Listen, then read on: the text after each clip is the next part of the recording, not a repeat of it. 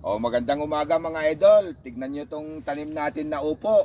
Kahit matanda na kung naalagaan, mas lalo pang dumami ang bunga. Ayan, tignan nyo. Sunod-sunod yung mga bunga niya sa isang sanga. Ganyan May duble-duble pa.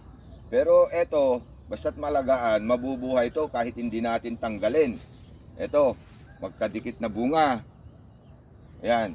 Pag na-harvest na natin to ngayon, mabubuhay na to, maliit. Ayan, tignan natin Itas natin to. Hindi dapat tanggalin yan. Ito yung sanga, bunga. Tapos may anak dito na isa.